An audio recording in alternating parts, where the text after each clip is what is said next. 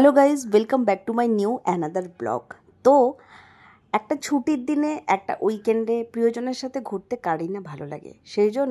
সেই রকমই night duty করার পর যখন আমি বাড়ি আসি তখন একটু রিফ্রেশমেন্ট সবারই দরকার হয়।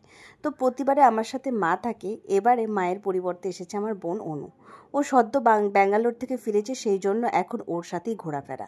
তো আমি চলে এসেছি আরামবাগে। রিসেন্ট অনেকগুলো নতুন ক্যাফে লঞ্চ করেছে, তারই মধ্যে একটা হচ্ছে দ্য লিজেন্ড ক্যাফেটার। অ্যাম্বিয়েন্স যদি বলি 10-এর মধ্যে 9 দেওয়া যেতেই পারে। আর এখানে আমি মেনু কার্ড চেক করছিলাম, আর তোমরা কিন্তু পজ করে এই মেনু কার্ডের আইটেমসগুলোর প্রাইস দেখে নিতে পারো। আর তোমরা যে ভাবছো যে একবার এই ক্যাফেতে এসে ঘুরে যেতেই পারো, আর কিভাবে আসবে সেটা এবার কিন্তু আমি তোমাদের বলে দেবো। তো আমরা এইখান থেকে অনেকগুলো জিনিসই অর্ডার করে নিয়েছিলাম, যেগুলো আমার বোন বলেছিল অ্যাকচুয়ালি খাবে সেগুলোই। তো এখানে আমরা প্রথমেই নিয়েছিলাম ক্রিস্পি কর্ন। এটা দারুণ বানিয়েছিল। খাবারের টেস্ট অনুযায়ী 10-এর মধ্যে 8 দেওয়া যেতেই পারে। তারপরে আমরা নিয়েছিলাম বারবিকিউ পিৎজা মিডিয়াম সাইজের, আর সাথে ছিল আমাদের কিন্তু কোল্ড কফি, যেহেতু গরম পড়েছে খুব সেই জন্য।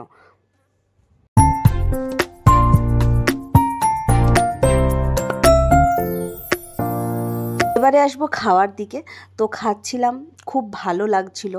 আর অনেক কিছু কথা হলো বোনের সাথে, যেগুলো বাড়িতে হয়ে ওঠে না, সেগুলো একটা নিরিবিলি জায়গাতে এসে অনেক কথা হলো। অ্যাম্বিয়েন্সটা জাস্ট তোমরা দেখো, অসাধারণ।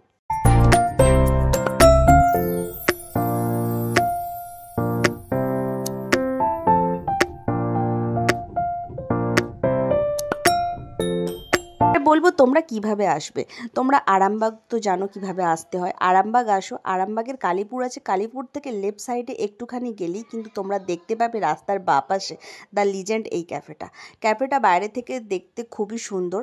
আর দেখতে পাচ্ছ পপুলার স্টিল ফার্নিচার, ঠিক তার অপোজিটেই কিন্তু এই ক্যাফেটা।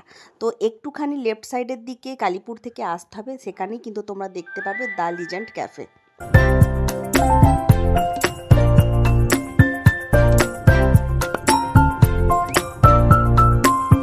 কালীপুরের মোড়, আর এখান থেকে লেফট সাইডে যেতে হবে। এবারে আমাদের ফেরার পালা। তো আমরা বাড়ি ফিরে এলাম, প্রায় রাত্রি 9টা বাজলো, এবং বাড়ি ফিরে এসে লাস্টে আমাদের ফুটেজটা ঠিক এই রকম ছিল। তো কেমন লাগলো?